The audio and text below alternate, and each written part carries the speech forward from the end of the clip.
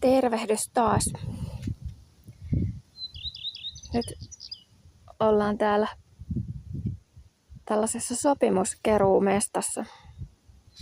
En sen tarkemmin kerro, että missä ollaan, mutta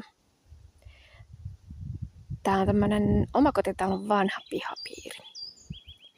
Täällä on aikanaan ollut siis kotitarveviljelmä. Ja täällä on tosi otolliset olosuhteet nyt kerätä